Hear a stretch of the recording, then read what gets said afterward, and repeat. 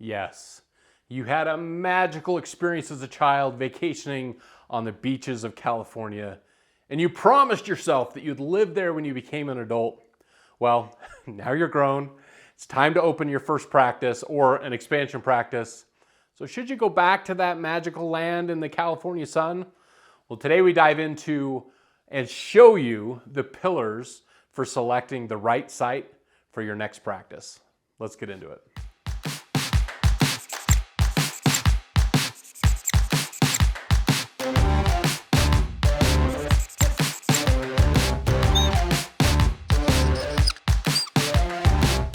Hello friends, this is Mike Green from Dr. Demographics, and today we're going to look at the 3 pillars for practice placement that you should be considering.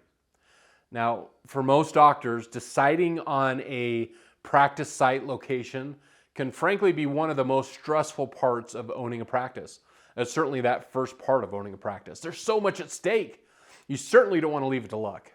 Yet, every few weeks, I end up on the phone with a potential purchasing practice doctor that has decided on a city or an area because of some sort of past magical experience that they've had there. Now, I understand. I get it. You had that experience and you love it. Before we really go any further, I just want to acknowledge the importance of being happy. I get that. You want to be happy in the area that you're working and living. There's certainly a human element to all of this, whether the area is fantastic or not. I'm a huge proponent of work-life balance for doctors. Now that said, there is nothing that can ruin your lifestyle faster than a practice that is not producing in the way that you had hoped. Or, and frankly, maybe is even more commonly the case, doctors get to the point where they just simply hate going into work every day due to the environment that they're in, or the people they're treating, or the people that they're working with. Trust me when I tell you, you don't want to be in that situation.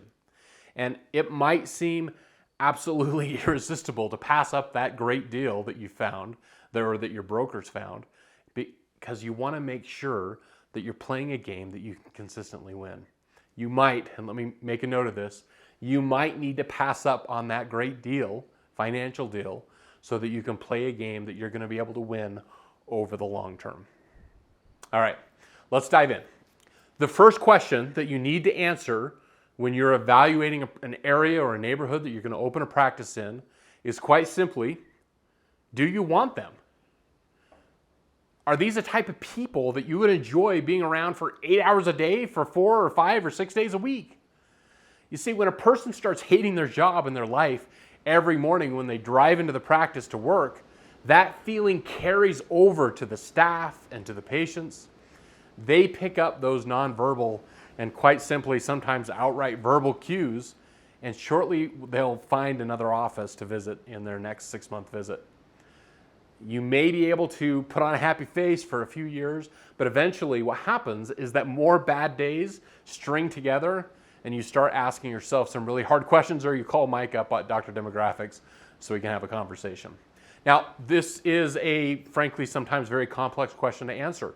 Our approach to detail that out in a demographic way in the area that you're considering here at Dr. Demographics is to come to some sort of a conclusion of that question of, do you want them? We look at their age, their income, their employment status, their education level, whether they're homeowners or home renters, married, single. Those are some of the key elements that we look at in a community to make sure they're a good match for you. Now, I should make it clear that no one person, including us, who have been studying demographics for doctors for over 30 years, can answer the question for a particular person. It needs to be considered very, very carefully by you and your family and your consultants. Now, we usually recommend spending a few weekends in the community. Go to the grocery store, go to Starbucks, go to the gym, go to the movie theaters, areas that we title life traffic. We want you to get a feel for that community, get a feel for the people that are walking in and out of the door. Doing that backed up with a real understanding of the demographics, the actual numbers, and knowing where they're trending will set you up for success for many, many years to come. Now, the second key question that you need to answer, the second pillar, is, do they want you? That might seem like a silly question because I can almost hear you saying, well, if they have teeth, they're going to want to need a dentist, aren't they? The truth is, and you've probably heard this before, people buy things with their hearts way more than they buy things with their brains. Now, you might be the most qualified doctor in the lower 48. You might have more experience, the best tech in your office, but if they can't sync up with you on an emotional level, they will find another provider soon enough. You might be able to lure them in with a promotional deal for a little while, but eventually they're going to find someone that they can buy from with their hearts and feel good about it. Now, at Dr. Demographics, we answer this question by studying the psychography or the psychographics of the community that you're looking to open up a practice in. Now, don't let me lose you in that word psychographics. A really easy way to understand what psychographics are is this. If demographics are what a person is, age, income, marital status, psychographics is what a person feels.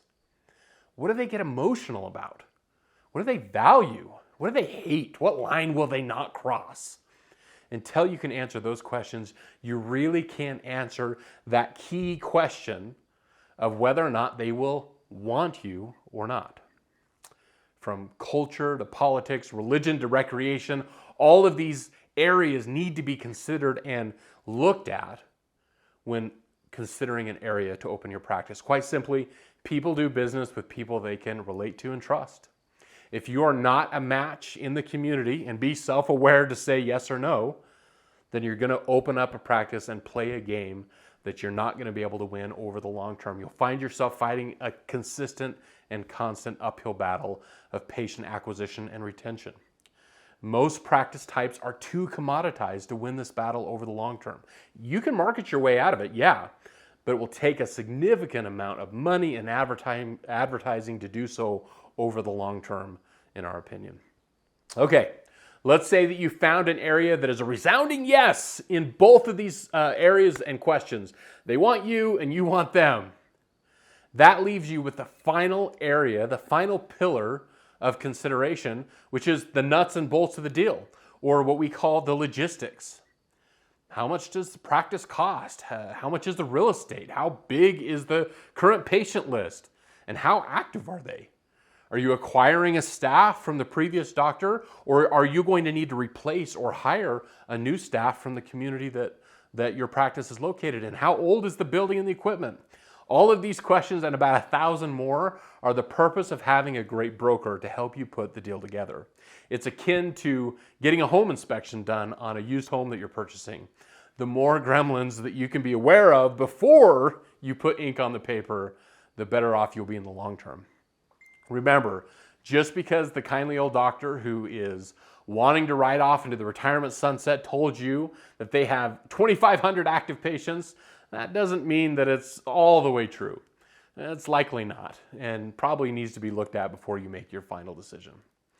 Now, the challenging part about logistics, at least from our perspective, is that often logistics are the starting place and the ending place to a new practice owner's research and due diligence. They don't spend time answering those first two pillar questions thoroughly enough and are confident with the answers that they're yes. After 30 years of helping thousands of doctors answer those questions, and quite often trying to help doctors get out of bad situations where they did not spend enough time with those questions to start with, we would recommend taking the necessary time and energy to protect your investment, your work-life balance, and most importantly, your mental health. I hope this has given you a few things to think about as you approach your new practice purchase. Again, my name is Mike Green with Dr. Demographics. You can reach out to me personally at mike@drdemographics.com. That's doctor spelled out. Or visit us on the web at drdemographics.com. We'll see you next time, and we'll see you on the next video.